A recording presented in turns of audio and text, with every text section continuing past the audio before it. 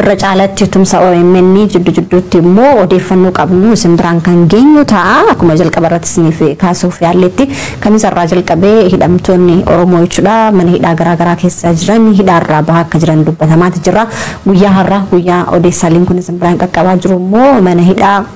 gara naannoo Shaaroobitti jedhamu Shawaa Bahaarraa jechuudha. Egaa Ammaa Deeksoo dabalatee artistoonni Oromoo hedduun isaanii galakkifamuutu dhaga'amaa jira. Abrahaam immoo gara sitti bilbiltee odeeffannoo qabda. Mee biraan gahe?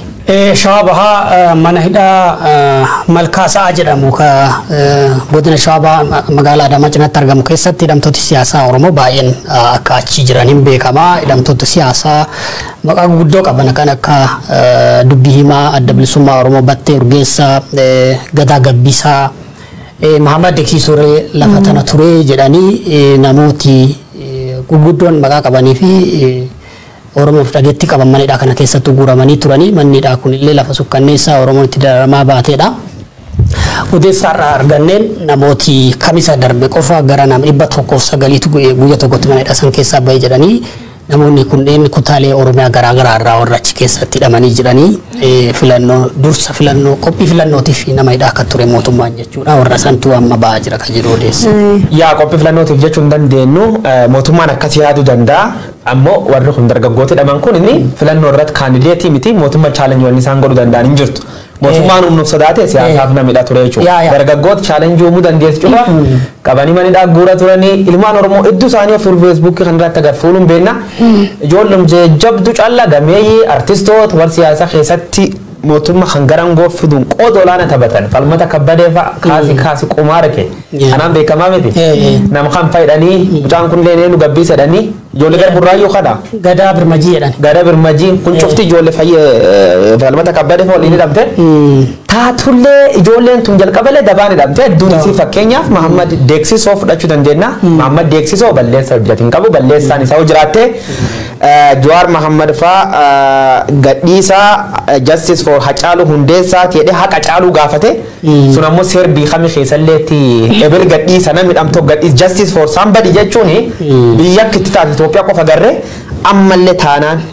taanaan waan diqqoo argateen uummate kan mirqaanu baranne mirqaanu otoo hin ta'in warda ba'an hiitan cufayyuu gad lakkisaa jenna yaamichi sunilleen suni biisuun keessan nagaan ka dhufu yoo waliin taanii mari'atanii biisuun keessan nagaa yoo ka dhufu yoo wal birtaanii waan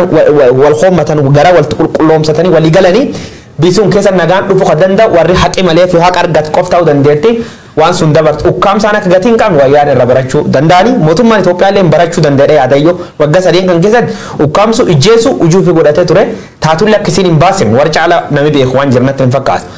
Man kan keessatti fira fiixaa wal dhabnaanii warri taanu si jibbaa ollaa si jibbaa achiin boodmaani addunyaa si jibbaa jechuudha. Sadarkaa kufaatii mootummaan Dr. Abiy sadarkaa makhee jiruuf jalqabisaa Oromoo wal dhabuu kanaaf dargaggoota Oromoo isa aangoo fidde.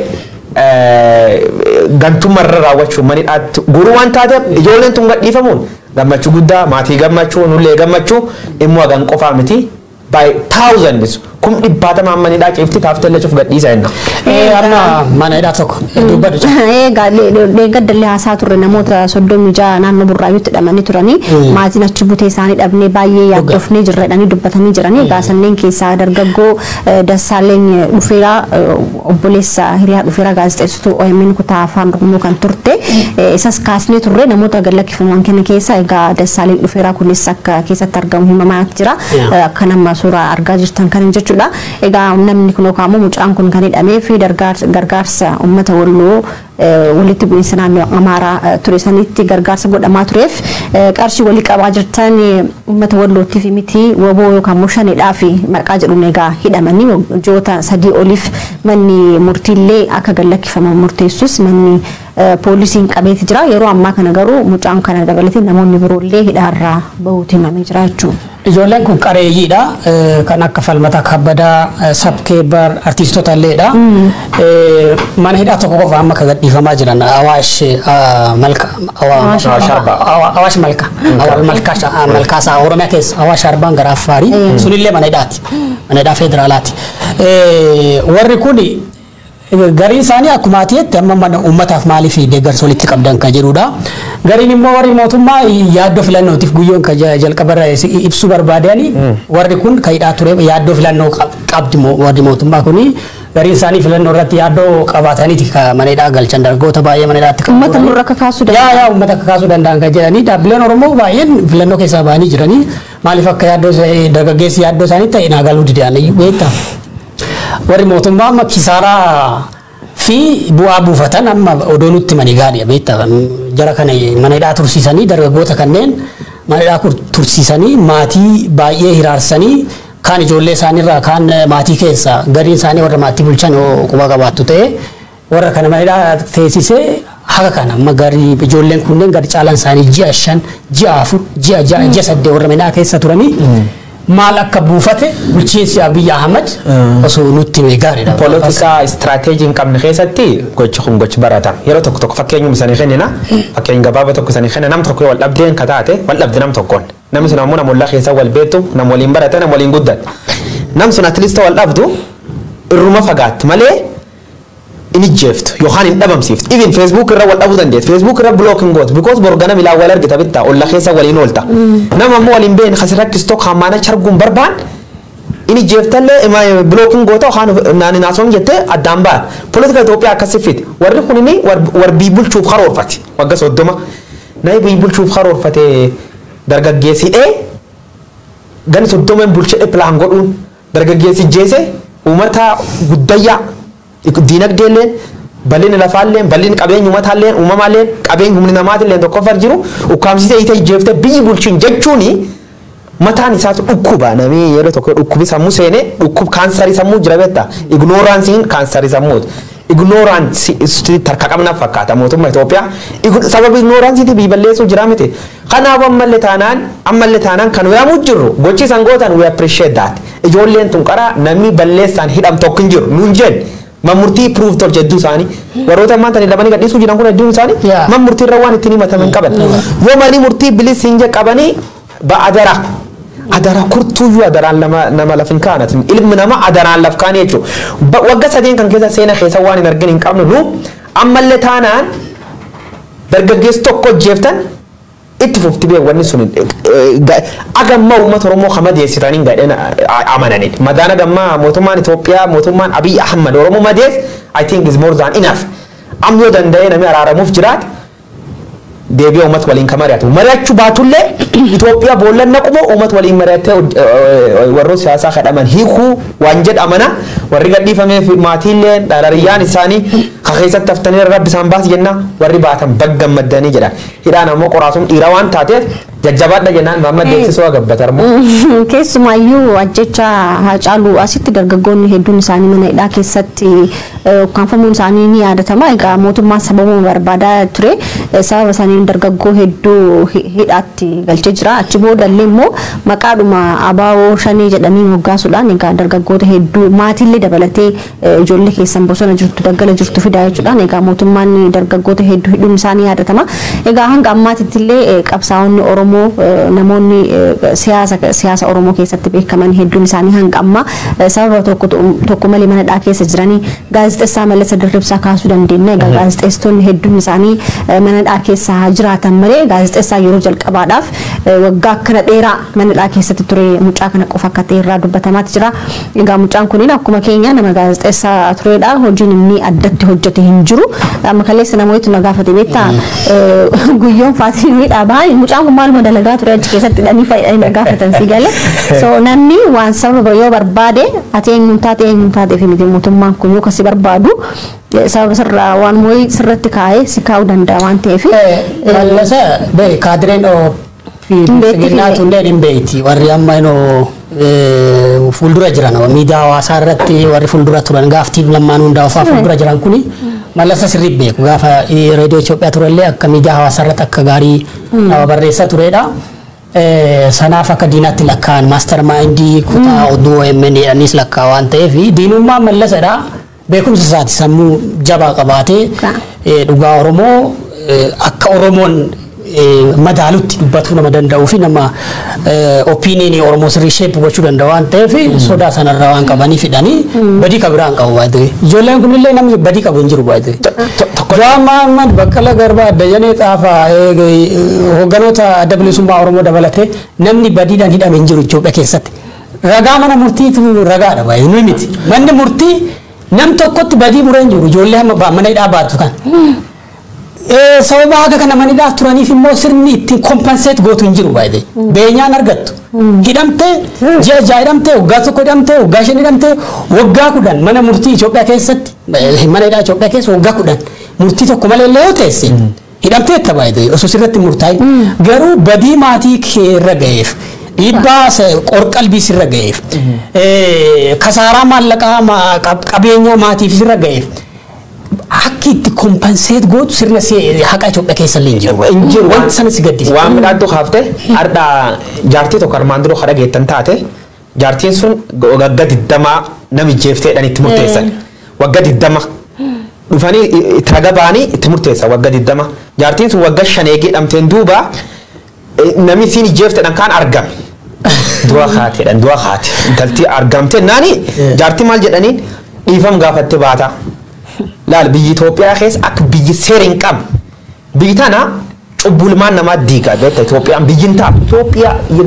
Itoophiyaa እግዚአብሔር አይተኛም ሄዳን ዲዮታን እግዚአብሔር ኢትዮጵያን ኮፓ qabdin beekan inni yoo kopa qabaatin beekan harramni sun nallee adoo sheer naa godhan inni tola waaqira feeyyuun beeku laal biyyi cubbuu irratti jaaramte biyyi cubbuu irratti jaaramte keessatti nam gan 20 murteessite gan 5 haadha takka haadha ta'een ta'uu dandeettu gan 5 achiin duuba dhiifam gaafatte baata. You see ignorance agan caalin jiru. Itoophiyaa keessatti reefu waan dansa kaafte malasa dirribsaa maal balleessi agan cufa garatti jabaatan ka jetteefi akkam seeta. Sistamii yoo jiraate haqa laalanii haqa isa muru. Itoophiyaa keessa sistamiin hin jiru. Security yookaan qorataa yakka tokko carra kan guutuu murteessuu danda'a. Kan jechuuf evidence gaaqa fakkeenya sanii kenna. Mucaa Dajanee Xaafaa waliin himatame mana hidhaa jiru amma Dajanee waliin faayidii wal taansanii godhan mucaan sun dargaggoota waliin hidhamsu waliin jira. Keezii dargaggootu waliin eegan gadhiifamte suniin addi hin qabe jechuun namni suniin. Hin qabadha waan mucaa suniin irra wanni jedhanii shorkeessumaan himatanii beekta. Mani murtii bilisa dhee gallakkimnaan qorataa yakka isan gadin dhiisoo dhee qabe. Mucaan achi dhaabate qorattoota yakkaatiin wal dhabe. Sitti hojjanna hin sararaallee jedhanii mucaa sun waggaa tokko oliif mankee tursanii jechuudha. Kanaaf hin jirtu Itoophiyaan seeraan hin bultu heer hin qabdu. Biyyi maafiyaa gareen guruupiin qorataa yakka foolisii bitta foolisiitti Itoophiyaa umarratti koomishiniin iyyitu. Kamanii murtii murteessi Maamad Deeksisoo fa'a jagan gahedhanii miti. Biyyi seer hin qabnu waan taate probably mallatti dirribsaa haadireen tokko bilbil qallaan tursiisuu dandeetti. Qorataa yakka tokko itti toluu dhabe tursiisuu danda'a.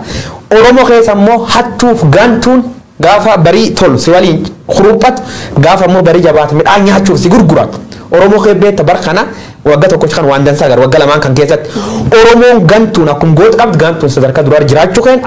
proof godhee jirani. Kanaafu warruma akkas tonkola hojjetee jira boraammoota salphatanii toopikii kan dheeressin fakkaatan. Itti deebinaatti tumsa OMN itti jira waan ta'eef namoonni gama Facebookiidhaan daawwachaa jirtan liinkii asii gaditti deemaa jiru jechuudha. GoFundMe san yoo cuqaastanii nu gargaaruu dandeettanii kana malees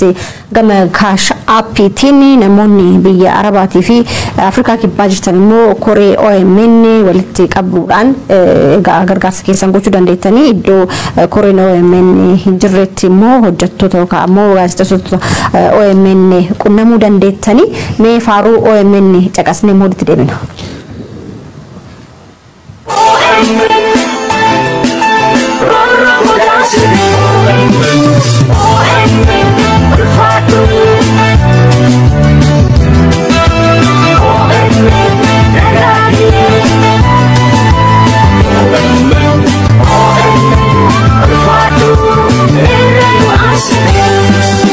Wadi Oromia, Ita Uragina, Boba Akwarasa, Urji Kapsakena, Ulaya, Doromo, Adunya Site, OMN, Ulfatu, Roromo Dansite, OMN, Nagadi, Irrano Asite, Ulaya, Doromo, Adunya Site, OMN, nagadi erranu asite ulfaatu rorro godaasite. Egaa tumsi OMN'if godhamu guyyaa kaleessaa Jimaataa har'aa fi boru immoo cimee itti fufa jechuudha. Egaa namoonni tumsa OMN kana ittiin cimsaasiniin jenna. Egaa gara odeessaa keenyaatti immoo yoo deebinu duratti asii bilbiltee nama achi bahe tokkos bilbiltee gaafachaati turte. Manni sun maal fakkaataa iyyuu mana yeroo ijaaramu iyyuu manni akka ijaarame sitti maati ture. Mee maal fakkaata? Manni hidhaa Oromoon itti hiraarfamaa jiran keessaa tokko mana hidhaa Awaash Malkaasa jedhamu kana maatiin baay'een mana hidhaa kanan beeku. Ijoolleen achi buuteen isaanii dhabamee ijoolleen maatiin hedduun nama akka kana humna tikaatiin buutamee jira achi buuteen dhabamee jira mana hidhaa irra naannoofnee dhabne ka jedhu irra deddeebiin dhagaa turre garri caalaan namoota Finfinnee fi naannawa ishee Shawaa Bahaa, Shawaa Lixaa, Shawaa Kibba Lixaa, Shawaa Kaabaa irraa hidhaman achi keessa Shawaa Bahaa Malkaasaa mana hidhaa Malkaasaa jedhan kana keessa turanii akkuma jalqaba irratti kaasu yaadne namooti akka Battee Urgeessaa, Gadaa Gabbisaa, Mahammad Dakiisofaan achi jiranii obbo Koloneel Gammachuun illee achi jira waan jedhu dhaga'ee jira. Manni hidhaa kun mana hidhaa miti. Jalqaba mana hidhaa Itoophiyaan baay'ee nama mana hidhaa keessatti niiti. Guyyoofaan mana barnootaa keessatti hidhaman natti fakkaata. Gara jalqabaa namooti baay'een mana barnootaa keessatti hidhamanii addaraasha garaagaraa keessa galmoota gurguddaa public hall keessatti hidhamanii namni baay'ate isteediyeemii faatti bakki yeroo itti hidhan ture Grand Oromiyaa Raalii isteediyeemii keessatti hidhaa turan baay'ee nama yaaddu. Shamanni keessatti waan sun seenaa irratti na ajaa'ibda gamma nam 500 galma tokkotti hidhanii halkanee wanni rafta faraqaan miil siira akkan siidhaani siilakkaani in history witoo amma arree wa dubbannu nami gariin gaazexeessummaa keenfa kuyeeshinii kee galchuuf deema beekta waan akka nu beekta akka nama dabarree yookaan mootummaa jibbina dubbannu mootummaa jibbaa miti gaazexeessummaan dhugaa yoo taate waan agarti himtaa miti seena biyyi Itoophiyaa keessatti ilmi namaa nam 500 na dheefaa kee jira beer daa'imfa qabatte daa'im 2-3 qabatte harkaan mitiranii fechu meetiri tokko kennaniifi akkasitti bulanii jechuudha. Egaa manni hidhaa Shawaa kun maal fakkaata ka jedhu ka Malkaasaa kun mana hidhaa horsiisa lukkuutiif lafa qophaa'ee jedhanii abbaa qabeenyaa tokko horsiisa lukkuuf lafa sana ijaare jedhanii egaa mana lukkuu itti horsiisan maal akka fakkaatu namuu imaajin gochuu danda'a namni odeessa kana hordofu namni deemee argillee maal akka fakkaatu tilmaamee namni keenya maal keessatti akka dabarsaa jiru hubachuu danda'a boqonnaa yookiin kutaa 4 qaba jedhanii kutaalee guddaa 4 bakkeewwan 4tu jira jedhanii namni akka malee keessatti raarfama nyaati gahaan hin jiru qulqullina haayijiinii eeggachuudhaaf haala rakkisaa keessatti dabarsita torture chamber concentration camp namoota mootummaa dantaa siyaasaatiif barbaadu warra akkasii bakka sanatti raarsaa jira odeessi konfirmiin ta'in tokko illee hin jira yeroo biraatti konfirmi goone kan irraa haasa'u namoota achi keessa turan irratti dhiibbaa akkamiitu akka gahaa ture kan jedhu warra achi keessatti hidhamaa turan gariin sabbataa warra hidhamee dhaqee jira buraayyuu irraa warra deemee jira Shawaa keessa Booset Olancitii naannoo sanaa warra hidhamee jira warruma siyaasaaf barbaadu warri mootummaan akka diinaatti lakkaa'e ilmaan Oromoo dargaggeeyyii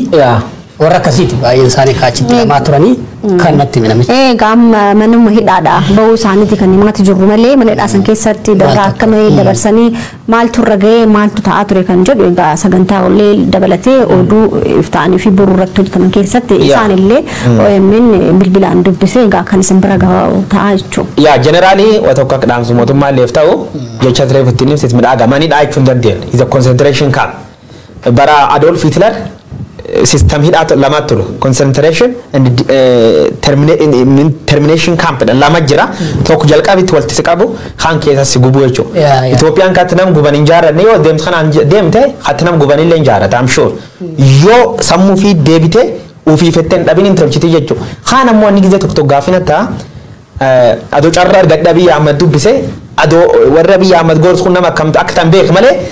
agum dikka beekirraa sila wanna nabii gorsi beekta dargaggeessa Oromoo manidhaatti dho'achuuni waan miidhan itti fakkaatan ijoollee sun achitti sammuu qaranii yookaan jibbi keessatti oomishanii ba'an. Ani manidhaa seenuu duraa fi manidhaati ba'uun kiyya garaagarummaa qaba jechuudha. Completely. Raashinaalitiin qaba. Ammallee hin dhabne dhuga dubbachuu. Garuu akka gareen tun kiriminaalsii achi beennaan hubadhee jechuudha. Clear. Dargaggeessi kumaatamaan bahuun ni agartee Itoophiyaa keessatti ajaa'ibdaatini waan agamin arganii halkanii mana nan baasanii scholarship si kennuu miti ijjeessa dhanii bosona si erganii ilmi namaa karaa raggatan. Kanaafuu ammallee taana wanni nur deebinee uummata Oromooleetti wanni mootummaa kanalleetti ilmaan hiyyeessa kamanidhaa walitti qabdan umrii teessan gabaabsite malee omuu hiikkasan hin qabdu hiikniiktaa itti sirbitii Oromoo tokko. Odeessa kana doonxumuriin dura gabaasa koomishinii mirga namummaa Itoophiyaa kajiyoota dura bahee yaadattu waa'ee hidhamtoota manneen hidhaa Oromiyaa keessa supervisionii manneen hidhaa 22 natti fakkaata achirra gaggeesseen manneen hidhaa isaan access godhan gara caalaan isaanii almost akkuma makaafni concentration camp bakkee dhalli namaa jumlaan itti bakka ciisichaa fi bakkee nyaataa bakkee uffata jijjiirratu hin qabaanne sanarratti reebichi hamaan akka irratti raawwatamu even video waraabanii uffata militarii xummisanii meeshaa itti hidhanii videoon waraaban kan jiru ragaa akkasii ture kutaa Oromiyaa cufa keessatti manneen hidhaa akkasii bakkee hedduu ka jarri dhaqqaban jarri saampilii yookiin samuuda fudhatanii kan laalaa turanii manneen hidhaa akkasii bakkee baay'ee Oromiyaa keessa jiranii manni hidhaa kan ijoolleen Oromoo manguddoo dhalaan dhaltuun jaarsaa fi ijoolleen kichuu haawwan itti dararamaa jiran kutaa Oromiyaa hundumaa keessa hin jiranii warra kana hundumaa baasa. Basically warri kun yakka hojjetee hin hidhamne garuu isinis hin boqattu baay'ee warri amma biyya bulchaa jirtan kuni namni oomanidhaati baay'ee I think isinis boqonnaadha. Nagaa argattu jedhee yaadu yoo namummaa qabaate warri kuni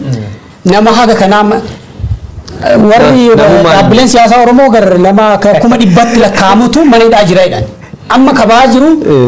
nama dhibba nama 50 mana hidhaa tokko keessa yoo still mana hidhaa dhagaa jiru mana hidhaa tokkitti keessa dhagaa jiru hawaasa malkaa sa'a keessa. So Itoophiyaan rakkoon Itoophiyaa akka warri kun yaada jirutti for every Ethiopian problem military solution jechaa jira nama qawweetu furaa mana hidhaatu fura ka jedhu rakkoon Itoophiyaa immoo faallaa kanaan furamti experience in Itoophiyaa immoo hundumaa yaalee jira Itoophiyaa keessa qawweedhaan siyaasa hojjechuun mana hidhaa nama hidhanii siyaasa hojjechuun pireesii miidiyaa ukkaamsanii siyaasa hojjechuun paartilee joonjeessanii mana hidhaatti naqanii seensar godhanii siyaasa hojjechuun outdated amma experience isaa dhumee jira kan Itoophiyaa yaalte fail ta'ee jira projektiin isaa kan yaalamin hayaalan. Thank you. Saatiin qabnulee waan deemu jirtu hattaanu dabarra tokko irra akka jedhu wanni ati nami yaadu namina miidhee yaadu hateette gurgurattee dhufta qara yoo garee akkanaatti dabalamtu fakkeenya waajjira basaasaa yoo seentu yookaan poolisii fakkee yoo seentu warri dur jirsuniin eenyummaa fi waan gurgurata kaadiree tokko jaalkiyya walaasumne makiinaan qaba maaniin qaba garuu jireenyi isaa gammachuun qabu yoonni waan tokko maxxansullee wamna gaallee ni maxxansina baaran Oromoon ni baarte itti baafattee Facebook tan irratti maal si dhaga'amaa innaani abaarsa namoota sun keebbaa fudhannaa bakka is not guddoo concern nun gootu bakka rationality keessa bahee jechuun ilmi nama nam miidhee ittiin dhaga'an loon jechuun loon qotiyyoo margi nyaattee raaftu sadarkaa sun waan gad bu'aniif gartee biyyitii harka warra akkana kanatti biyyiin taatu. At least garuu ilmaan nama hedhan gadhiisuunu waan sirreessitu waan qabduuf gadhiisanna garuu OMN dabarraa tumsi OMN biyya Ameerikaatii fi Euroopi keessatti bakka gargaraatti bal'inaan godhamuu jira. Kan maleellee fuul miidiyaa hawaasaa gubbaatti GoFundMe liinkii armaan gadii haa erga deebina agarsiisan kan gubbaa seentanii kilik gootanii beessa waan qabdan Oromoon armirra baay'ee gargaarsa kun diqqa ture. Halee Oromoo mooreel ergattee girriftee gadi yaate waan akkasii namni bal'atee gadi yaate keessa tokko. Naannoo Tigraay keessatti armaan dur miidiyaan Tigraay tokko waan farraa maxxansee agartan namni $1 walakka miiliyoona walitti qabanii Oromoon ammoo Tigraay miiliyoona 6 Oromoon ammoo miiliyoona 60 akkan taane dhiyoo hin maxxansanaan emotional namni itti duudee kanaaf halkan tokko keessatti Oromoon 50 jala dhiyaatee jira jechuudha. Ammallee taanaan OMN qabeenya keessanii gargaarsa keessan barbaada saatalaayit irraa akkamaan tanaa yoo bu'uun karaan nu deebine optional adoo halkan tokko gargar hin cinne san dhaqqabuu dandeen karaa kan qofa kaashaappii kan irrallee takkasuma lakkoofsisa kajal jechuun asirrallee galchuu dandeettanii warra Afrikaa kibbaatiif arab kee jirtan immoo koreen OMN tachi walitti qabdiin jirti kutaalee gargararraa immoo warri qunnamuu barbaadan OMN qunnamuu dandeettu itti dabuu dandeetta yaaltu. Egaa boqonnaa OMN kan gaafa laallu Abrahaamis asiin dura dookumentari irratti hojjetee ture boqonnaa sadiitti qoonni laaluu hin dandeenya gaafa biyya alaatti turan jechuudha dheebuu uummanni Oromoo dirree miidiyaa bilisaa ta'e dhaabuudhaaf qabu irraa kan ka'e egaa uummanni Oromoo hedduun biyya ambaatti baqatee jiru qarshii uummanni sun waliin sassaabeen kana malees immoo uummanni hiyyeessaa biyya keessas jiru saaluma danda'een jechuudha miidiyaa kana bira dhaabbachuudhaan miidiyaan kun dhaabbatee hojiiwwan baay'ee hojjechaa ture yeroo sanis wayita wayyaanee jechuudha harka 30 oliif jechuudha egaa saatalaayitii irraa akka bu'u taasifamee ture jechuudha qabsoodhuma manni Oromoo godheen immoo booddeerra Jawaar fa'aa waliin walitti qabamee jechuudha miidiyaan kunis gara biyyaatti seenee biyya keessattis hojiiwwan hedduu hojjechaa ture uummata Oromoo qofaaf osoo hin taane sagalee namoota cunqurfamoota hedduu ta'uudhaan egaa hojiiwwan garaagaraa hojjechaa ture kana keessa gaafiin uummata saba Sidaamaa akka deebi'uuf sabni Sidaamaa of danda'ee naannootti akka dhaabbatuuf hojii guddaa hojjechaa kan ture miidiyaa OMN dha uummata Oromoo ladditillee sa'aatii qilleensaa beesii tokko malee jechuudha uummata kanaaf kennuudhaan egaa akka sagalee ta'uuf taasiseeti jira uummata Walaayittaa kaasuu dandeenya Qimaant hedduu isaanii kaasuu dandeenya egaa kuniin gammachuu guddaadha uummata Oromoo qofaaf osoo hin taane sabaaf sablammoota biraatiif illee sagalee ta'uu miidiyaa danda'eedha boodarra garuu namnumti nuti harkisne gara aangootti finne immoo egaa miidiyaa kanas qabeenya inni qabu birrii miliyoona doolaara hedduu bitamee jiru egaa saamameeti jira OMN akka cufamu godhamee Mallasa Dirribsaa hidhamee jira gaazexeessitoonni Oromoo baay'een wajjin yeroo san hojjechaa turan yeroo ammaa kana maalirraa akka jiran hedduun keenya hin beeknu bahanillee miidiyaa biraarratti illee hojjechuuf illee akka bilisa ta'anii hojjechuu hin danda'anii jireenya isaanii maal akka fakkaatu tilmaamuun nama dadhabsiisu egaa yeroo ammaa kanas haa ta'uti garuu akkasumas itti ratee OMN osoo abdiin kutatiin kaan caalaa biraanchii babal'ifatee Horn of Afrikaan banamee kan Ijipti kaasuu dandeenya iddoowwan garaagaraatti miidiyaawwan hundaanii hojii hojjetaa jiran yeroo ammaa kanas haa ta'uti garuu saatalaayitii Naayil gubbaadha mootummaan kun jechuudha balleessuu danda'ee jira jechuudha akkamitti ta'e Abrahaam dubbatan OMN baay'ee akka daawitii Oromootti fudhatuu dandeessa akka daawitii Oromootti osiin jedhu haalli ammoo Oromoo keessa jirtu kuni jalqaba OMN irratti aggaammiin Oromoo irratti godhamaa jiru cufamu OMN booda Oromoo nagaagama guddaa keessummeesse jechuudha wareegamaa caaluu booda sanaafi OMN akka Oromootti ilaalaan by the way tokko karaa kamiin ibsa beekta amma miidiyaan kun waggoota 5 biyya alaa ture keessatti sagalee Oromoo sagalee sabootaa ta'uudhaan wallaansoo guddaa gaggeessa wallaansoo gaggeessan keessatti jijjiiramni Itoophiyaatti dhufee siyaasaan riiformii Itoophiyaa Abiy Ahmad aangootti fidee dhugoomee OMN biyya gale. Warri kun jalqaba Oromoo ganuu jalqabanii gaafa qeerroo gananii jedhan dhaabbilee siyaasaa Oromoos gananii OMNs gananii cufsiisan jechuudha. Kanaaf Oromoo OMN keessatti ilaalaa jechuudha. Amma sadarkaan OMN irra jiru model OMN Itoophiyaa keessatti akka miidiyaa moodelitti jechuudha. Ani gaafa engadda OMN gaafa cufamu isin hundi keessanuu quba qabdan istaafin OMN meeseejii fi bilbilli boqonnaan dhoowwaa ture. Gaafasi hubadde amma akka influential ta'e biyya keessa dhageetti sadarkaa kana qabayyuu jedha OMN aniyyuu beekta shakkaa ture. So maaliif xiyyeeffatame kan jedhus akkasumatti hubachuu sadarkuma sanatti hubachuu gaariidha. Sanaaf amma Naayil saatirraa erga buune gara guyyoota 11 caalee jirra. Naayilitti deebi'uudhaaf amma sochiin tumsa OMN ka gochaa jirru. Saatalaayitiin amma irra jiru yaa saatiidhaan kun I think transponderiin isa cimaanatti hin fakkaatu. Namooti baay'een access gochaa hin jiranii ka jedhu biyya keessa odeessi nu gahaa jira. tumsa OMN kana booda gara saatalaayitii tiraanspoondarii jabaa qabutti ce'uudhaaf kaayyoonni tumsa kana akka biraa jechuudha. Asiin dura saatalaayitiiwwan turan akka yoo cufamee kaan irratti banuudhaaf akka dandeessutti saatalaayitiiwwan lama wal bira qabameeti deemaatu kan ture yoo durii yaadattan taanaan OMN yoo cufame guyyaa lama guyyaa sadii illee hin bulu dafee deebi'ee saatalaayitii irratti kan deebi'u egaa yeroo Jawaar Faatii turan saniitti Jawaar iddoowwan baay'ee naanna'uudhaan qarshii uummata irraa sassaabaa ta'e kan ture yeroo ammaa kana immoo namni kun mana hidhaa keessa jira haa ta'uti garuu inni mana hidhaa keessatti hafe jechuun uummanni Oromoo bal'aan hin jiru jechuun miti egaa argaati jirra uummanni kaka'umsa guddaa qaba kaka'umsa saniinis sa'aatii muraasa keessatti qarshiin hagas ga'u walitti sassaabameeti jira walitti sassaabamaa jira jechuudha. Yaa OMN fi Jawaar namni yeroo tokko tokko walitti qabanii wal fakkeessuuf yaalan dhugaa dubbachuuf Jawaar OMN keessatti influensiin qaba daayireektar ture. Odeessaa keessa mastermind ture gahee gurguddoon qaba akkas jechuun ammoo OMN yookaan Jawaar warri Jawaar tolchifaan jira beekta anglis tokko waan baay'inaa arga warri akkasillee yaadiin jira OMN Jawaar danda'an ka Oromoo cufaat hunnutti raga ba'uu danda'a jechuun hayee geette dabalan fakkeenyaaf kanaafuu waadaa Jawaar gal keessa irraddeebanii Oromoon tun ittiin beekam OMN cufuuf buusus uummata Oromoo qofa sun jechuun maal qabeenyi OMN jireenyi OMN Jawaar irratti hundaan uummata Oromoo irratti dependant ta'uusaa agarsiisaa jechuudha sun ammoo clearly ayyuu agar Jawaar waggaa tokkoof manidhaa ture jira OMN qilleensirraa rukutamullee badeen beeku uummata waliin loluu jira uummata waliin qabsaa'u jira jechuudha dhugaa uummata keenya akka dandeenye miidiyaalee gamii biisuun kee jira miidiyaalee 40 olii jira dhageeta miidiyaalee 40 mootummaa miidiyaalee FM dabalata 50 olii hin qabam miidiyaaleen afaan Oromoo dubbatanillee kontentii warra mootummaaf murni siyaasaa faarsu malee dhugaa Oromoo tokko dubbatanii beekanii dubbachaa illee jiranii jechuudha yeroo tokko tokko miidiyaalee Itoophiyaa kan qeequuf hangamu namni taariin jira EBC OBN fa'aan qeequuf jedhu namni taariin jiran an waan OMN jedhuu fi miti OBN qeequ haan EBC qeequ at least qorannoo tiyyachirra waan godhee fi raga qaba OMN ammoo suniin central idiyaan isaa ka'u jalqabamaani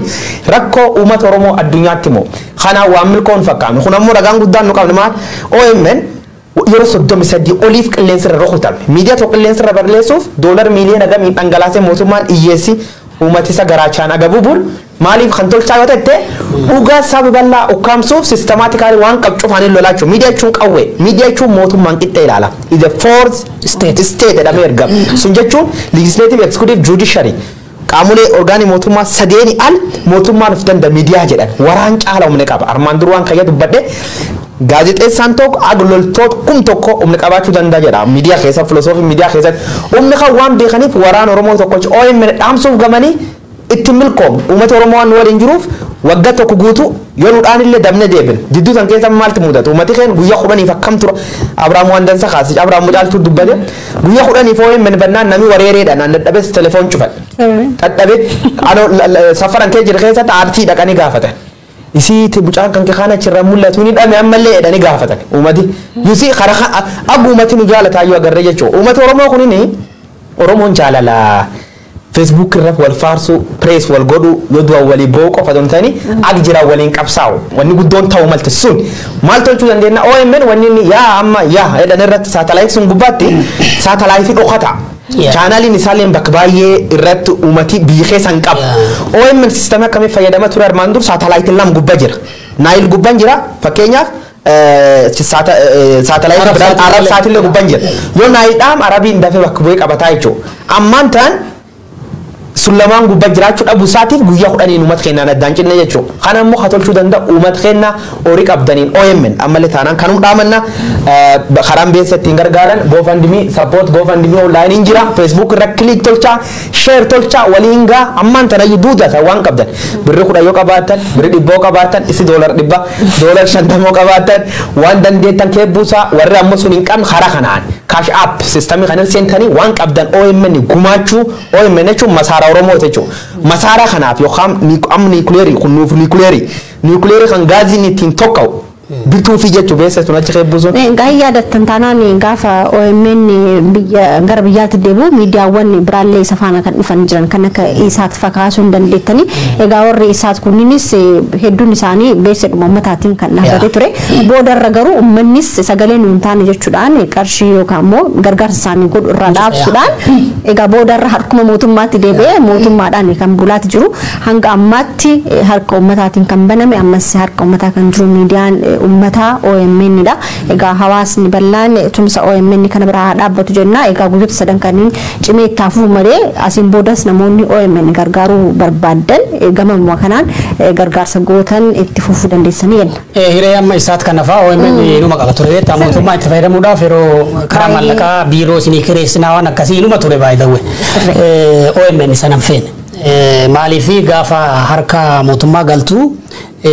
baay'ee miidiyaa kan influence godhu tokko ownership abbaa qabeenyaa kan jedhu jira advertisement promotion kun influence qaba kanaaf editorial dependency kan keerratti dhiibbaa qaba jechuun mootummaa faana hojjechuun akka kanallee gadi baanee dubbachuu hin dandeenyu baay'ee OBN faataana ETV faataana jechuun gaafsan ammoo uummati keenya eenyu waa OBN fi ETV gaafa ijoolleen mana hidhaa jirtu waa'ee isaanii odeessan dhageessanii beektani even ijoolleen arabatti gaafa miidhamaa turte nu caala namni iyyeef hin jiru baay'ee Rabbiyaan biyya keessaa gaafa isaan biyya galan gabaasaa ture. Yaadattuun quba qabdu amma tibbana waan deemaa jiru. Sigalee so OMN yeroo kamiyyuu warra sagalee hin qabneef warra miidiyaa mootummaa aksesii miidiyaa hin qabne hundumaa dhaqqabuudhaan sagalee Oromoo fi sagalee sabootaa ta'aa ture. Basically waan tokko isinitti himuu barbaadaan sadan keenyayyuu quba qabdu miidiyaalee garaagaraa keessa turre bilisummaa miidiyaa keessa turree fi akkas keessa jirtu hin beekna baay'ee garaagarummaa qabu levelii kamitti sadarkaa kamitti bilisummaan gaazexeessitoota ogeeyyii miidiyaa OMN keessa akka jiru namni nu laalu laayivii dubbataa jira seensarshiipii tokko kan hin qabne beektaa sadarkaa kanatti miidiyaa kam keessattuu waan hin jirre hin beekama kabiraa immoo influensii Jawaar wajjin wal qabatee Jawaar hooggana ture yeroo dhiyoos baay'ee erga hooggana kaafa'oo ta'eyyuu daayirektarummaa keessa turre akka carraa ta'ee faawundiing meembarii fi miidiyaan kun akka hundaa'u waa bu'uureessitoota keessa waan tureef influensiin Jawaar namatti mul'ata malee hojii miidiyaa keessatti influensiin intervention Jawaar hin turre baay'ee wiina namni baay'een yeroo baay'ee gaafata beektaa Jawaar influensi godha ka jedhu no Jawaar mana hidhaa jira nu amma waan fedhan sigalee Jawaar dhiisi Abrahaam waan dansa qabnaa miti Jawaar dhiisi editarii nu dhiyaatan waliin hojjedha dagana guutama dagana akkasuma miti dagana guutama influence godhee kan hojjechiis taate yaada kennuu hin danda'a oduu caaltuun hojjettara yaada kennuu hin danda'a wal jajjabeessuuf siin kennina ati naa kennite waan sun dabarte editarii kennu na jajju jechuudha freedomiin kan caaltiin jirtu waan beennuuf waan dhuga sitti ma nulleeni nam sammuu hin qabnee miti haa gubbaa irraa jajitti kennanii wanni nu bitta miidiyaalee kee jira kaan gadhiise kaan coftinu wal gurmeessine dhumnee fi sun nuyyuu fudhannaa bitta gaafiin jalqaba sun anam waan kana ajanda taateef hin qabne beeku namoonni tokko tokko dogongoraan amma namni gaaf si jibbuu fedhan yookaan si dha'uu fedhani maqaa si baasan amma gaa OMN dha'uu barbaadan ennaan influensa OMN waggaa lama keessatti tolchee tokko calla kaamnee halaal taate gaaf kondominiyeemii kooyeeffachee fudhatani hin qabanna hara gargaraatiin bobbaane angaafas haramboo kanfa haramaanii kanfa gaafas kooyeeffachee qe'ama buumne man Oromoo kasaamfisan harka buum agarte bakka gargaraatti konserta dadda kasan salaale dhaxxanii si facaaltuun faan bakka hedduu haatan sidaam keessa sidaamaaf walaayita keessatti influensiin caaltuun faan afaan amaariffaatiin hojjatu sadarkaa isa warsumtu ragaba OMN miidiyaa akkam akka ta'e dhumirratti galgal cufam interba caalu hundeessaa biisuun keessatti miidiyaa warraa riikardii warri hin qabatin qaban aguumati nu jaalatin beekan dhumni nu qabni hin beekan kanaafuu maqaa maxxansanii media junta fa nami gari na kadre fa media junta media TPLF no man tambita at least mit anya nin qabna daf baratota yu khaw birrun qudan kisin qabne TPLF janin shuk nechu warra mo kasna manje opdio bar salpina khasaren ilin dikatin sari na manje xewan jirufi umati xewan akasitin gogomina amalle tanano yemen ugayim kharor dibin kabo yemen enu langop so finchocho duga dubbacho anin ankaroore khisun wana kana Abraham illee wal maranne ture Jawaar Muhammad kaafaa seenee naan Jawaar ina Abraham akka sedeen yoo influencing Jawaar fa media kan keessa dhufe gadhiim naannee wali galle ture borillee taat yoo kaafaawwan angoo qabattee oo man media kaafaa akka obeen faana media bilxiginnaa taatee sobdisuun nu sobsiisuuf kaafaa yookaan abaawun dhufte I will leave it sun sirriitti beeka waan dubban midhaaniin dubban ittamanne dubban sun ammoo freedom sun kan uukan maa media kanaa jechuun media kan waan media nu keessa hojjetu beekna bitta nu keessa hojjetu beek alaammoo media sun akkan ta'e dhani ololaan uummata Oromoo mataa hidhuuf kan qabdu akkana jedhan kunniin eenyullee jettee gaafa laaltu yeroo tokko amma ani illee ilaalla beektan yeroo Odeessaaleen kunis deemuun illee ilaalla waan ta'eef jidduutti namoonni kunniin maqaa feekii maqaa sobaa baafatanii eenyummaa isaaniillee kan hin beekne ummatuma akkanuma burjaajessuudhaaf namoota haasa'an malee namoota dhugaa qabatee namni deemu maqaa sobaa banatee akkaawuntii sobaa banatee waan sobaa hin haasa'u namni dhugaa qabu maqaa ofiitiin haasa'a waan ta'eef egaa uummannis kanaan akka hin burjaajofne egaa argaa jirra uummata keenya irraa jechuudha. media junta akimi OMN wayyaana kibiti michu gote keessa family ya this is my question yeroo hedduu wani na arsa sun faabe ani kan fakkaatu amma yeroo baay'ee amma odeeffannoo biyya keessa jiru waan nuti gaazexeessitoota naannoo Tigraayitti wantoota ta'aa jiru dubbachuu nurraa eegama because yeroo sanis ka waraanaa turre uummata Tigraay sun taane sirna ture sana sigalee waan achi ta'aa ture maaltu ta'e kan jedhu yeroo baay'ee waan irraa odeessuuf sagalee juntaa taatanii waan ullee akkasii yaadaniiti ta'a kanarratti wanni hawaasi keenya hubachuu qabu basically Odeessaalee irrattis oduu irrattis yeroo baay'ee ajandaan Tigraay inuma jira kuni maaltu fidee ka jedhu laala by the way absolutely look CNN the most famous media addunyaa irratti popular media miti akkan CNN takka waa'ee Itoophiyaa ajanda godhateen beek for the last 40-30 years sirrii guyyaa tokko jechuudha amma consecutively why Tigray gabasa malif hotspot ta'e ka Tigray why Tigray hotspot agenda media priority addunyaa irratti why Syria gabasina jedhamna waan fakkeenya why Syria why lola Afghanistan keessa loltoota Afghanistan loltoota America Afghanistan baani jiran hin gabasina jedhamna guyyaa cufa waan Afghanistan gabasa ol kanaafan Taliban sila laale sigalee amma na wayyaane wajjin amma hariiroo anu Trump na wayyaane faana hariiroo akkamii qaba sigalee tokko kuni agenda warra bilisiginnaati isaan bilisiginnaani diina Itoophiyaa jedhanii tokkoffaa wayyaane jedhanii kaanii jiranii lammaffaa immoo waraana bilisummaa Oromoo jedhanii Oromoo basically diina waloo jedhanii ka farrajan waraana bilisummaa Oromoo jalatti Oromoo farrajanii Oromoo ka ajjeesaa ka manidhaa galchaa jiran baay'ee maqaa TPLF kan dararaa argaa jirullee uummata Tigraay namichi tokko yuutuubarii tokko irratti argaa ture baay'ee amma garaagarummaa OMN fi miidiyaalee Itoophiyaa keessa hojjetaa jiran isinitti mu barbaadatan nama Tewoodiroos Taantuu jedhamu ka daily Oromoo arrabsu tokko beektu nama machaa wayii manguddoo dargii wayii na fakkaata daily Oromoo arrabsa saboota kana xiqqeessa yoo kana ummata Tigraay jimlaadhaan arrabsu arge jimlaan akkas Oromoo akkas dhumuu qabu jedhee yoo inni ummata sana TPLF walitti fidee arrabsu arge warri kun eessa gabaasaa jiran Itoophiyaa keessa gabaasaa jiran warra kanaati fireen banameeti miidiyaan Oromoon dafqasaati ijaare ari'ame biyya ooti duuba birish waan dansa kaafte sa'aatiin qablee deemuu jirti midhaasina Itoophiyaa qablee dansaati warri akkas nuun jechuun garte hattuun si jibbuun yookaan cubbamaan si arrabsuun atiin qulqulluu ta'uu kan kee beek namichi leencoo lataatti si'a gaaf warri si faarsu akkuma balleessitu badhaa yoo warri na faarsa akkuma balleessu badhaa oo warri ammoo na baaru akkuma sirreessu jiru badhaa khayr suni practical opdi hojjata warri ableen coolle yoo sodaatee irqaqqa malee opduu maa fedhu opduu fooyyaan tokkum sobuu hin dandeenyu OMN nuun kun cufti walumaan beenna miidiyaa dhibii kee turre walumaan been diishii warri buqqisa ture diishii OMN manir deeme warri qorqooroo irra guura tureen ka OMN ilaaltee jedhee ilmaan Oromoo hidha ijjeessa tureen opduu hobicha kaletti beellefiif ergamuuf maqanuu moggaafti amma immoo naaf xanya jalchu shukuuf maqa moggaafti jechuun Oromoo waan kana amane I don't know Oromoo keessa Oromoo akka sabguddaa Oromoo baay'ee jaalannaa uummata keenya Oromoo wajechuun dandeenya Garuu wanni si gaddisiisan jirti. I don't know Oromoon tun diqqoo wan demographic hinallee midhaafachuu qabna. Intalti akka gaaf tokko waan dubara gubbaa maal jette wal fuudhuu irratti dubbatte intalti bilisummaadhaan takkin. Intalti sun qabaniidhaani. Oromoo wanni nu nyaachisee maal jedha booranii jaaltorra ilma abbaarraan dhalatin ilma beerarra dhalati. Warra kana kanatti nu dhibuu jira. Warri kun ammoo hedduun isa dhuga dubbachuuf obbidiyoo kee jira. Obbidiyoo yoo godhaan warri diishi buqqisaa jiru kan fuul beeku. Namni diishi buqqisiisu hafoolisi keessan beeku gaaf OMN gad jaarolee qabatee baandira OMN matar keeyyatee finfinneetti arge diishi buqqisiisaa ture my friend diishi buqqisiiftee guyyaa warri akkasii borilleen dhuftan jechuudha akka isaan dhuftan illee hin barbaadu gatiin teessan illee hin diqqoo nu ammoo influensi ta'een uummata Oromoo beek agartanii kanaafuu uummata Oromoo ammallee OMN cina dhaabbadha jenna nu dhugaa Oromoo himuu qofaaf miidhama. Gaazixeessotteen wanni isin dhagirtu dhugaa Oromoo himuu qofaa kanu qabsoomnuuf dhugaa Oromoo qofaaf karoor dhibiin qabna eenyu langoo horsiisu eenyu langoo rabuusuuf karoor dhibiin qabna siyaasa keessatti fakkeenyaaf arba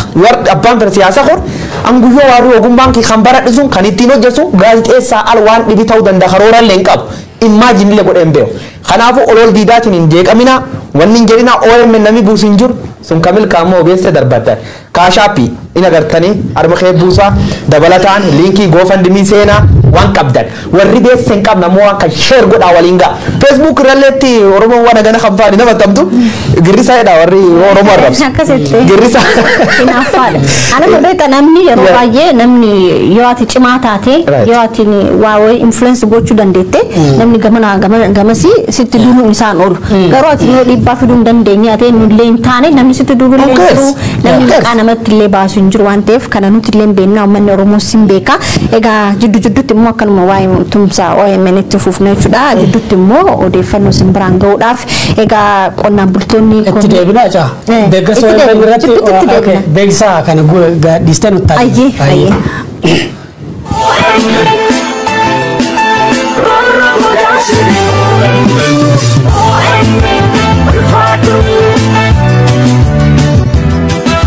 Oromiyaa Miidiyaa Neetwork OMN guyyoota 10 oliif saatalaayitii gubbaarraa buusaa hordofee hawaasni bal'aan Oromiyaa Miidiyaa Neetwork miidiyaan keenya maal ta'e jechuudhaan nu gaafachaa turtan yeroo ammaa kana miidiyaan keessan saatalaayitii gubbaatti akka deebi'e yeroo isinitti himnu gammachuu guddaadhaan miidiyaa keessan Oromiyaa Miidiyaa Neetwork argachuudhaaf saatalaayitii yaa gubbatti yaalaas ni jenna.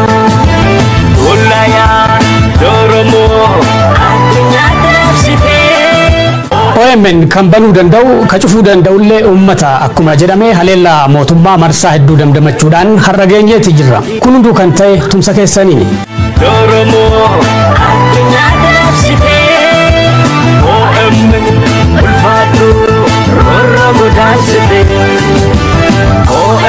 haleella karaa saatalaayitiitiin dabalatee mootummaan Itoophiyaa nurra gorhamuu dandamanii dhaabbanne uummata keenya tajaajiluuf saatalaayitiin tokko nurra cufama kabiraatiin dafnee deebinee uummata keenya wal arguuf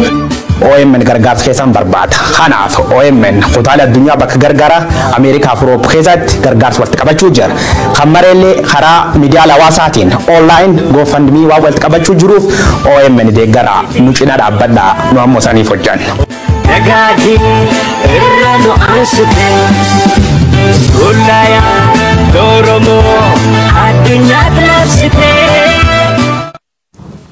Egaa tumsi OMN akkuma cimee akkatti jiru odeeffannoon nu qaqqabaatu jira gama bulchiinsa OMNtiin ammas tumsi keessan itti hacimuus ni jecha odeeffannoo biraatiin egaa qonnaan bultoonni adda durummaadhaan filatamanii naannoo Oromiyaa irraa hedduu walitti qabamanii turanii komii mootummaa irratti qabanii egaa BBCdhaaf himanii jiranii komiin isaanii kunis maal inni tiraakteriin mootummaan bitadhaan jedhee qarshii hedduutti dhangalaasnee baasnee gaafa bakka qonnaatti geessinu caccabee hojjechuu jechuudhaan egaa komii isaanii BBCtti himanii jiran. Yaa gabaas kan BBCtti qabatee gadiin ba'e kombaayineroota kana qonnaan bultoota adda duree Oromiyaa jedhanii warra akkanaa kan fiffilanii kombaayinar kan mootummaan karaa subsiid godhuun doggoma baananii dhiyeessuu fi karoorsee jedhanii achirraa immoo parsantii 30 miiliyoona tokko tuqa sadii dur taakennanuun jedhanii miiliyoona tokkoof waa kennine kombaayinariin kan kana kun kombaayinariin mootummaan gana idaannoo jira baankii fudhannee galleeni kombaayinarichi hojiitti adoo seenini hagariin adoo gara warra galuu jiru caccabe akkan ta'edha. Adoo hara galuu jiru fardi atini gabayaa bitaatti deemtuun adoo manaan hin bancha caccabe kaan ammoo qulqullin midhaan qulqulleessuuf irrattu galabaaf kaan alaanatti hin baasu qaamni isaa baay'ee bututaa akkanuma gargar diigata kisaara keesseenni jedhani. Waan kana ammoo mootummaallee yaayuu amane. Egaa isaan maaliin dursanii harkatti kan kennan parsantii 30 akkuma jettee gara birriitti yoo jirtu birrii miliyoona 1 fi qarshii 400 akka ta'edha kan himani. Kanaaf immoo parsantii 70 baankiidhaan waliigaltee mallatteessanii egaa ji'aan kan baankiidhaaf kafalan ta'a. Haa ta'uti garuu jijjiirama jireenya keenya irratti finna jennee kombaayinariin mootummaa dhibbaadhaan sanummoo fedhii isaaniiti miti mootummatu dhiibeeti dirqiidhaan akka bitatan kan goosee gara kombaayinara 80tti kan siquudha. Jiruu kenna jijjiiruudhaaf kombaayinariin bitannee hiyyummatti gadadootti jiruu gadadootti kan nu deebisee jechuudhaan egaa komii isaanii dubbachaa kan jiran namoonni kunneen. Waa'ee si kofalchiisa mata dureen BBC'n itti fayyadameyyuu kombaayinarri mootummaa adda durummaa irraa hiyyummaatti nu oofee jedhudha beektaa. It was very ridiculous baay'ee waan nama dinqisiisuudha mootummaan baay'ee dubbii filannoo Itoophiyaadhaa. Waan ajaa'ibaan agarsiifte baay'ee. Abshii malees abdiisaa piroojeektoota 11,000 Oromiyaa keessatti eebbisiifne jedhanii jiranii. Namni tokko piroojeektoota kanneen eebbisiisuudhaaf guyyoota meeqa gaaka jedhu gara waggaa meeqa fide. Waggaa meeqa fide beektaa? Waggaa 3. Piroojeektoonni kunneen filannoo boodan eebbifamne hin jiran jechuudha. Wanni qoosa wanni uummatatti barkan qoosum dadansaa agarre. Piroojeektii 11,000 jechuun at least Oromiyaa keessa gandooti hunduu piroojeektii 2-3 qabu jechuudha. Piroojeektii guddaa. Eebbisiisa halkanii guyyaa hojjan misooma keen eeggachaa misooma keen hojjachaa qawwee qabatu beeddara. Harka kaaniin ammoo hojii nageenya eeggachaa xaadireen. Waan paarlaamaa gara Afrikaa kibbaa Yuugaandaa ta'u iddoo kan akka ta'e beeku paarlaamaa keessatti egaa filannoon geggeeffameeti mootummaan haaraa dhiyaatee jechuudha ijaarramee booddee nama tokkotu miseensa paarlaamaati ka'eetiin waasni himaa namtichatu durii gannat nama nutti man jira mitire gannanni akkana fakkaatti azaabni akkana fakkaatti nu jedhan jira mitire namtichi du'ee jennaan waaqni carraa kenneef har'a ofumaa filattee seentaa gannatti si wayyamu azaaba si wayya jennaani mee dhaqee laalee achi booda filadhaadhaan namticha kana dubbata achi booda dursa isa dhaquu barbaadda jennaan bakka gannataa san nageessaa jedhedhaan gannatoo dhaqu bishaan lagni akkasuma yaa'aa burtukaanii muuzii kana nyaatan damma kana faajjira ammoo jennaan azaaba nageessaa jedhe azaaboo dhaqu hiriyootni isaa durri fa'a akkasumas waliin jiru fa'a achi karsoo fi dhuddiin buuqqatti nadheen kanneen fa'a amma kana jiru midhaan dura achi argee achi deebi'e waaqa bira deebi'e kamiin dhaxxaa jennaani. Ay gannanni kun hedduu namatti hin tolchu azaaba masani dhaqaa jedheenan ayya azaaba filatti ayya deem jedhee waaqni azaaba gad ergan yoo azaaba dhaqu azaabni inni kalees argisan hin jirtu namni as ibidda gubata as bishaan qabbanaa jirti kan amma addunyaa irra nutti himamu kana jechuudha achi kaleessa dhufu akkana hin turre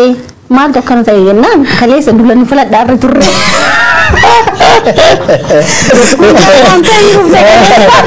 Jadi filannoon Itoophiyaa illee akkasuma taatee jechuudha. Filannoon Itoophiyaa agas caala ishee mi taate. Agas caala taphidhaa ganuutti himta jaaltuuni. Ani barkana abaddisuun guutuma politika dhiise projektii jijjiirama abaddisuu argaa. Achi ani dhiyoo tana booran ture. Dhiyoo tana qaadireeni bilchiginaa sun gar booran sun guddoo jaalatte. Lafan itti dhaladhafa. Badhaadhiin illee achi jalqabanii nageenyi badhaadhaa abbootii gadaa booran irra billeechata. Achi jalqabanii qaydanii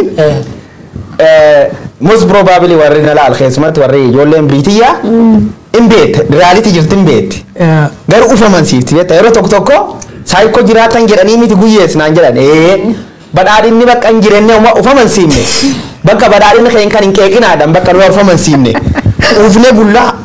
gabbanne jirraa saayikoo jiraatan ilmi namaa sammuu isaanii ilmi namaa saayikoo jiraata by the way jiruu isa gubbaatti saayikoo jiraata kanaafuu saayikoo uummata yoo nyaatte karaa kanaan bilchiginnaan badhaa karaa kanaa yoo nyaatte kaan ammoo Itoophiyaa keenya deemanni guddoo si turfaata kombaayinariin kun kaampaaniyaa tokko walii galanii fidanii jedhan. Qonnaan bultooti kun nama gara kombaayinarii 80 dhufeedhaan. Kombaayinariin 80 kombaayinariin horii agas ga qonnaan bula irraa akka deeggarsaa guuran kawarri liqeeffate bitati. Kammoo adoo galuunii jiranii karaatti makiina tokko beektaa makiina bishooftuutti oomishuu jalqaban tokko. Makiinaan sun Finfinnee keessa duca'u durii hiriyyaan kiinatti taphna fakkaata. Adoo magaalum kee cawfa ispookiyoon irra bubuqa. Kombaayinara kan hojii isa dubbisee dhaan. Makiinaan sun yaadimmoo ni beeka waajjira keessa ture keessatti makiinaa bishooftuu lokomotiivii ka oomisha tokko jira beektaa piikaappii wayiiti achi ittiin deemna yeroo baay'ee ittiin deemna. Meeshaan irraa harca'e. Achi shufeerri kiyya maal jira? Dhumarra kophaa gallaa jedhamte. Dhumarra kophaa gallaa. Meeshaan hundi asfaaltii irratti hafee harca'e mana gahuu kophaa mana geessa rakkoo. Kombaayinarri amma shimallis faan irraan sun akkasitti. Egaa tokkochisaa duratti qarshiisaa tokkocha himneeti jirra akka dursanii isaan persentii 30 kafalan sun qarshiitti yoo deebistee ilaaltu miiliyoona 1,400 tokkocharraa kan kafalan so 80 fi yoon baay'istu qarshii meeqa akka ta'e ilaaluun nama dhibbu egaa qonnaan bulaa jechuun dafqee rakkoo meeqa laaleeti egaa kan qoteetiin oomisha isaa baasu jechuudha namoonni kunniin immoo adda duree jedhamanii namoota filatamanidha namoota kaanillee fakkeenya hin ta'an jedhamaniiti fakkeenya ta'uu dhiisanii isaanuu dhimmatti gaddeebuu isaanii himaati jiranii egaa meeshaa kanas kan dhiyeessii dhaabbata dhiyeessii meeshaalee qonnaa Keenyaa jedhamu magaalaa Shaashamannee keessatti argamutu dhiyeesse dhaabbanni kunillee walitti dhiyeenya mootummaa wajjin akka qabus egaa qonnaan bultoonni kunniin himanii jiranii innillee jidduutti argachuun oolu jechuudha. Aksiyoona mootummaati maqaa ummataatiin ijaarame bara obbo Lammaa Magarsaa faanii Oromiyaa Economic Revolution jedhanii warraaqsa dinagdee Oromiyaa jalqaban warra ijaaraman keessa kaampaanii tokko irratti fakkaate Keenyaa share company yookiin waldaa aksiyoona Keenyaa jedhan kuni kombaayinarri tokko baay'ee qonnaan bulaa ofiisaa ittiin oomishatee hiyyummaa keessa si baasuu miti kireessiteeyyuu waggaa tokko keessatti miiliyoona meeqa irraa bu'aa buufachuu dandeessa. Lafti qonnaa Arsiif Baalee immoo kanaaf mijataadha. Basically strategically lafa sanatti kaampaanii kana hundeessuun illee bakka murteessaatti hundeessan jedhee yaada. Keessumayyuu gara hasaasaa gada kanneen lafa qonna qamadiitti beekamaa waan ta'eef bakka gaariitti hundeessan haa ta'uti garuu kisaaraan amma keessummeesse kuni akkamiin kompanseet ta'aadha.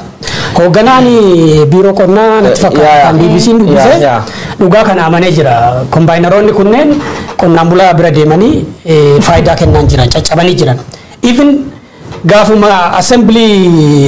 stationii keessaa ba'an warra irra harca'ee jira beektaa spare party. Maal seeta bire in argataa jedhanii yaadan jechuun rabbumaan gargaarin malee Itoophiyaa keessatti durii garee qabeenyi qabdi tokkotti biyya ala san baamne dha uummata saam ture.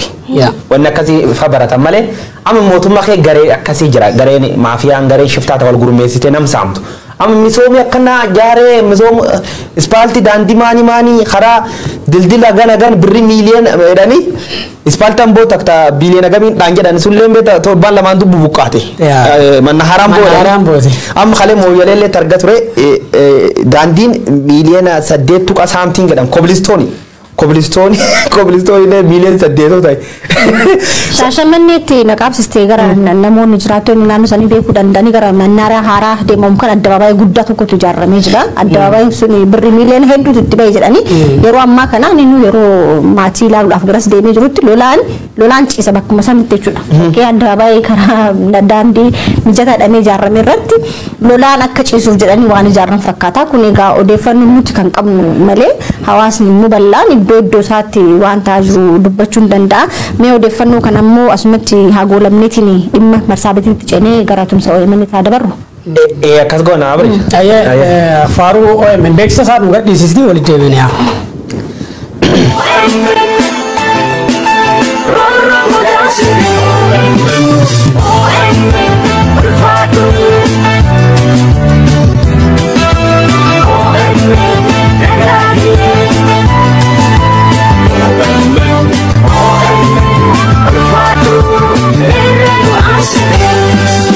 Wadi orangnya daraaksa urjii qabsoo keenya Ullayaa Oromoo addunyaa dabarsitee OMN ulfaadhu Oromoo dabarsitee OMN dagaagii irra nu aansitee Ullayaa Oromoo addunyaa dabarsitee OMN dagaagii irra nu aansitee OMN ulfaadhu Oromoo dabarsitee Midiyaan keessaan Oromiyaa Miidiyaa Neetwoork saatalaayitii duraan gubbaa ture Naayil Saayitiitti bultii dhiyoo keessatti santi deebi'uuf sun qofaa mitillee odeeffannoo gareen teeknikoo OMN nutti himuu jirtuun bultii dhiyoo keessatti Oromiyaa Miidiyaa Neetwoork reediyoollee qabatee kutaala Oromiyaa baadiyyaa kakkaatti tajaajiluufillee waan hedduu jirraa jechuu jiranii sun cuuf tolchuuf ammoo inni barbaachisa gargaarsa uummataati gargaarsa kan godhuuf akkuma gartaniitti warri cash appii qabdan armir seentanii OMN waan dandeettan $100 $50 $1 waan dandeettan keebbuusaa hojii uummataati kun miidiyaa qabsooti miidiyaa keessan jechuun qabsaa misaayilaaf maal jedhan rasaas bituu akka taatetti akkasitti irrenna kanaafuu goofandimiillee gubbaa seenuu dandeettanii goofandimii gubbaatti namooti hedduun ka hun baasanii jira 500 baasanii jira warsun cufayyuu OMN bultii gabaabduu keessatti ingalateeffata maqaa isaa liistii gubbaa galchee maqaa isaanii nimna warri maqaan isaa akkiman barbaade maqaa isaanii nimna kanaafuu karaa kanaan warri South Africa yookaan Afrika kibba jirtan akkasumas biyya araba jirtan koreen OMN bakka cufa waan jirtuuf warqunnamaa waan jira walitti qaba bulchiisii OMN warri waan kana duriyaa kutaala Ameerikaatti fi Europe bakka gargaara sochii waan kan walitti qabu jira gargaarsa OMN kana am $50 gubbaa jirra alkan kana dhibba seenne buluu qabna waada kallattiin waan masaatii amma Odeessaaleen simbira qaqqabaa jiru kanas tumsi OMN'if godhamu cimee akka jirus odeeffannoo bira kaa'aa jira jechuudha. Loomii 50 nama tokko baadha nama 50 immoo faaya jedhanii yeroo tokko maallaqa xiqqaa namni harkaa qabu qaana'uu qabu by the way just tumsi dhagaa tokko darbatuudhaan mana ijaaraa mide sanaaf amma fakkeenyaaf gareedhaan jiraattan gareedhaan walii qabdanii OMN'if summit gochuu hin dandeessanii kutaa garaagaraa warri jirtan immoo pilaatfoormii kana fayyadamtanii gumaacha gochuu hin dandeessan fakkeenyaaf amma namni 1,000 OMN'if $1,000 gadi yoo dhuunfaan gumaache OMN ji'oota hedduudhaaf saatalaayitiirra tursiisuu waan danda'u gumaachuu danda'a jechuudha. Gumaachi singootan salphaa miti. Gumaacha haga yoonaa godhaa turtaniif qabsoo Oromoo keessatti siidaa yookiin maqaa ashaaraa keessan buuftanii akka jirtan hubachuu danda'u qabdanii tumsi keessan amma jabaatee itti fufuu jenna. Egaa gama odeeffannoo gama saatalaayitiitiin qabnuun namoonni baay'een egaa saatalaayitii yeroo tokko qilleensarra baatanii maaliif buutanii waan jedhus kaasaatti jiranii warri saatalaayitii agriimentii yookaan immoo waliigalteen qabdan taanaan akkamitti bu'uu dandeettan jedhanii namoonni garaagaraa nu gaafachaatti jiranii egaa amma yeroo daldalaati namoonni saatalaayitii gubbaatti hojjetan kunniin jechuudha nama qarshii irra caalaa kenneef argatan saatalaayitii kana dabarsanii hin kennanii waanuma jiruu daldalaa keessa jiru waan ta'eef egaa garuu odeeffannoo siin kennan kanaaf akkana godhee siin hin jedhanii teeknikalii garuu akkamitti akka saatalaayitii irraa buune beekna jechuudha. Kanaaf akkas ta'e waan ta'eef tumsi keessan ammas itti hafuufus ni jenna odeeffannoo tokko immoo sin biraan ga'uudhaaf gara Marsaabeetii fi Seelloo kanatti egaa Booranaa fi Gabra jidduutti walitti bu'iinsa asiin dura lafaa fi bishaan horsee bulaa waan ta'eef uummanni kun yeroo baay'ee walitti bu'iinsi inuma jira yeroo ammaa kana garuu haala cimaa ta'een walitti bu'iinsi baay'achaa dhufuu isaa kanarraas kan ka'e namoonni gama lamaniinuu du'aa akka jiranii fi qabeenyi hedduun isaa manca'uutu dubbatamaa jira jechuudha. Yaa biyya Oromoo yeroo addaan qooduu fi karaa adda addaatiin walitti buusaa turanii hojii godhamu ammoo bakka hedduun jira Itoophiyaa keessallee Oromootu walitti buusuuf waan hedduu godhama ture biyyatti gaafa Afrikaatu beektaa biyyi makaraati. Gaafa jedhanii kanaaf gaafa kana walitti bu'iinsi baay'ee jedhanii taph tokko ardaabeessillee gaafachuu jira taph tokko isatti jidduutti akka barsiisaa keen tokkotti yuunivarsiitii Finfinnee gizee maastersii barannu barsiisaan sun profeesar associate profeesara maal jedhe bifaranjii PhD barachuu dhaqee nuun jedhe kilaas keessa nutti ijoollee waliin baranne dhaga'uu dandeetti where are you from itti gaafatti faranjooti naan Horn of Africa no from Somalia jedhe namichi Somalia naan Somalia eessatti argamtii jedhanii maappii gubbaa laalan namichi agarsiisa dhufe Horn of Africa Horn jedheen amma warri birchees kaanam mood irra qabatee watti faranji you mean horn like this biyyatti tuudini wanni gaaf qaba seexanaa walitti dhiyaattedha falaasfa tokko gaaf dubbisu wanni gaaf qaba kun seexanii fula gaafi jir jaalataadha loolleen ka gaaf qabaa beekta haadha nam waraana kanaafuu laf gaaf Afrikaa tan keessa seexanii jiraachuun oolu duuba Oromoolee waltuun bubuusuu jiranii kunam siyaasa keenyaa keessatti waan baratame waggaa baay'ee fi uummata Oromoo baay'inaan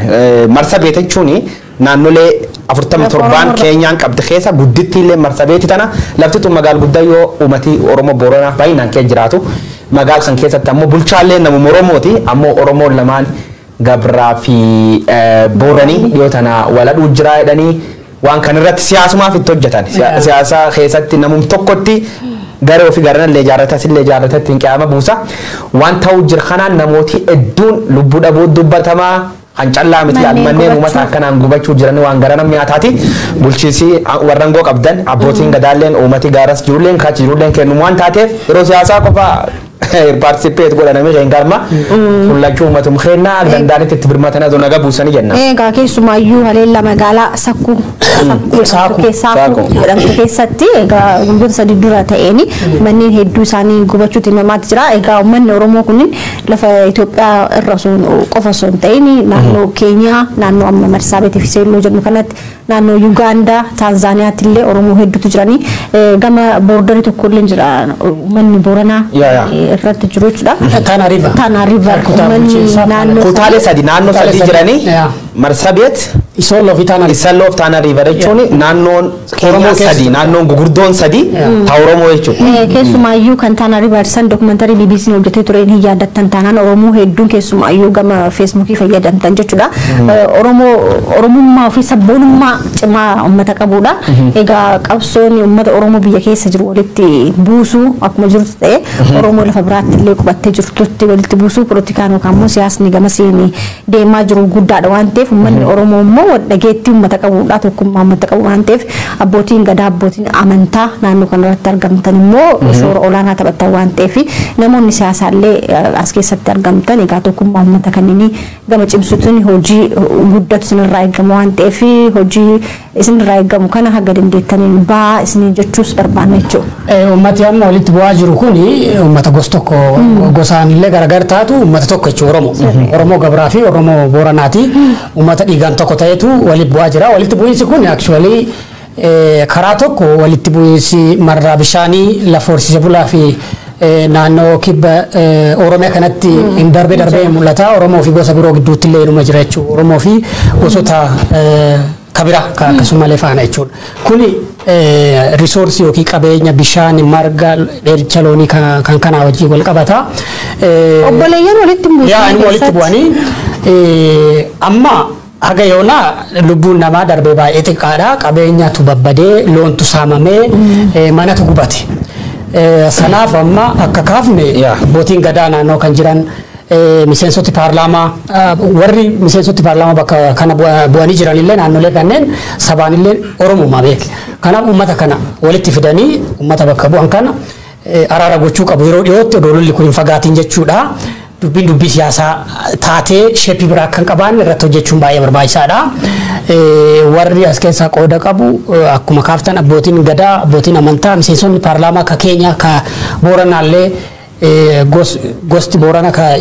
Oromoo gamaallee tokkuma mire Oromiyaadhaan illee waldaan keessa lafti kuni kanaaf waan hamtu kana caalaa osoo dhagahin araarri bu'uu qaba ka jedhu. Yaa bish tokkonni yeroo baay'ee uummatni walitti bu'u marrabi isaanii amma immoo Keenyaa kana keessa odeeffadhee jira. Yeroo baay'ee filannoon ga'u Keenyaa keessa waan akkanaa dhalata. Sistamiin warra Keenyaa kan irraa adda paarlaamaa faaf dorgomuuf uummata waliin dhoofte uummata waliin jiraatu atilleen gosa wayii qoodatta. Siyaasa kee jira siyaasa kanaan ammoo lubbuun lammiilee nagaa baduun waan hamtu hundi caalaa ammoo uummati waliin nyaatee dhugu uummata obboleeyyanii waladhuu walijjeessu waan dabaati laf seer qabdu laf bulchiis qabdu laf mootummaa qabdu Marsabit Mahmud Ali Abshiroon yookaan dhagataat qabeen guddaa kontrool godha qabeen suniif fayyadamee magaalaa uummati keessa baqate gubachuu jira atleast kontrool godhuun dadhabuu jechuudha loltootu danda qaba waan akka qaba amma dunamootaati yoo odeeffattaat gara saakumaanii naannoo sun keessatti namni 103 walitti dhumachuu natti man from January jitor bixeessatti nan baay'ee dhumatee ta'an irraa sa'u jirani kanaafuu lubbuu lammiilee nagaa siyaasaaf gaagawachuuni Oromoo fillee kan qabdu addunyaa fillee kan qabdu Afrikaa illee kan qabdu uummata keenya qulqulluun gamlachuu jiraachuun qab jenna wardu'ee fi rabbiin jannata farduus tanija achitti erguuti warra afillee warra madaa'illee rabbiin waniin wedinna daftee furmaata argachuu qabdi jenna. Egaa odeeffannoo keenya gara kaaba Itoophiyaatiin qabnuun immoo mootummaan federaalaa jechuudha warri TPLF waraana akka dhaabaniif hawaasni addunyaa gaafii itti gochuu qabaa cimsuu qabdan gaafii jedhu kaasanii jiran jechuudha sanirraa odeessineeti. Kan kun tooppikii kan taanu yeroo tokko beeksisa OMN agarsiifne toopikii dhumaa kan irraa somna OMN warri gargaaru barbaadan akkuma reefu santiin go fandimii online seenaa arma irratti qabeenya waan qabdan birri 10 birri 5 birri 20 birri tokkollee waan dandeettan keebbuusaa kan jechuun misaalii keessan OMNif rasaas bituu akka ta'e tarregaa warra ammoo go fandimii kan ittiin beekne cash app system jedhan kan Ameerikaatti beekan fakkaata gara wanni kanatti as keesseenaa waan dandeettan itti darbaa kan malee warri Afrika kibbaatiif Saudi Arabiyaa jirtan karaa hore OMN'ti waan dandeettan darbuu dandeettani warri kutaalee addunyaa bakka garagara jirtan ammoo gaazexeessota OMN qunnamuun karaa sanitti waan sun gumaachuu dandeettan isanii mijeessina OMN gargaaruun miidiyaa guddichuuf qabdan ka Oromoon qabdi gargaaru waan taateef qabeenyi guddaan isan qabdan miidiyaa kana isaniif duuluu jira san waliin duuluu jira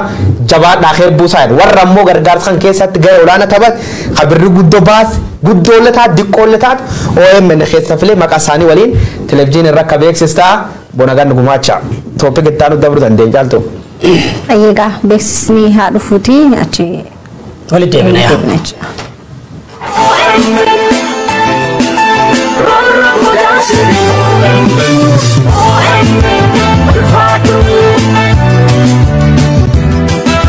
Oromiyaa Miidiyaa Neetwork OMN guyyoota 10 oliif saatalaayitii gubbaarraa buusaa hordofee hawaasni bal'aan Oromiyaa Miidiyaa Neetwork miidiyaan keenya maal ta'e jechuudhaan nu gaafachaa turtan. Yeroo ammaa kana miidiyaan keessan saatalaayitii gubbatti akka deebi'e yeroo isinitti himnu gammachuu guddaadhaan miidiyaa keessan Oromiyaa Miidiyaa Neetwork argachuudhaaf saatalaayitii yaa gubbatti yaalaas ni jenna.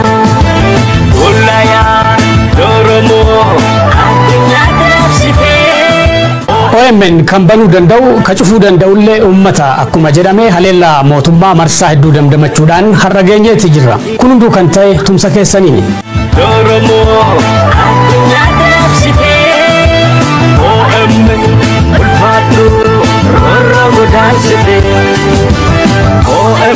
haleella karaa saatalaayitiitiin dabalatee mootummaan Itoophiyaa nurra gorhamuu dandamanii dhaabbanne uummata keenya tajaajiluuf saatalaayitiin tokko nurra cufama. Kabiraatiin dafnee deebinee uummata keenya wal arguuf OMN gargaarsa keessan barbaada. Kanaaf OMN kutaalee addunyaa bakka gargara Ameerikaa fi Awurooppaa keessatti gargaarsa walitti qabachuu jira. Kan mareellee karaa miidiyaa hawaasaatiin online GoFundMe waan walitti qabachuu jiruuf OMN deeggaraa nu cinaa dhaabbadhaa nu ammoo saniif hojjanna. Nagadi irranu ansite Ulaya Doromo Addunyaat labsite Egaa tumsi OMN akkuma itti fufeetti jira odeeffannoo bulchiinsa OMN irraa qabnuun sa'aatii ammaa kana sa'aatii Odeessaaleen simbira gahaa jiru kana jechuudha. Egaa tumsi kunis cimee akka itti jirudha. Guyyaa kaleessaarra fooyya'insa akka qabus himamaati jira waan ta'eef namoonni gama dandeettaniin jechuudha. Kaashaappii akkasumas immoo liinkiiwwan GoFundMe kanarratti cuqaasuudhaan tumsa OMN'if qabdan ammas itti hafuufuus ni jenna. Beektaa amma murni naftanyaa kun yeroo baay'ina keenyarraa girrisaa tuuta girrisaa mootii girrisaa waan akkasii maqaa garaagaraa nu kennitti erga sirni kun dhufe micoon takka paarlaamentitti galtanii mangaa itti dhaasa. Mangaa warri Amaariffaan jedhu taayyeen girrisaa jedhanii hiikanii ittiin qeerroo Oromoo arrabsaa bahanii sun baay'ina keenya sodaa irraa ka'an baay'ee akka tireetitti lakkaa'aniiti malee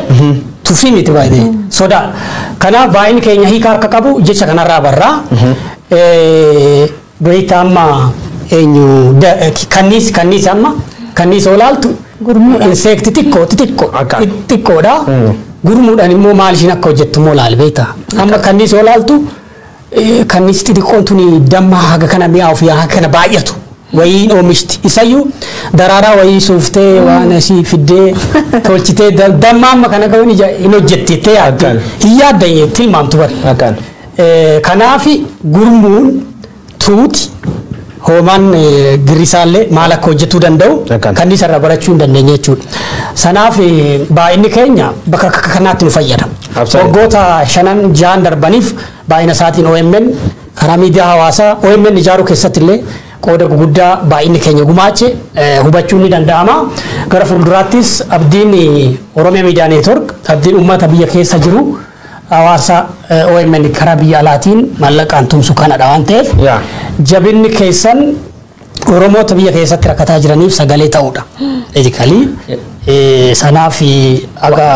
waan diqqoon jechuu barbaade waan miraaddu kan dabrishee mooralii uummata Oromoo mooralii dhoguuf haamilee cabsuuf waan gargara jechuunii fi warri mootummaa kuniin waan jechoota ittiin fayyadamni hin qabu.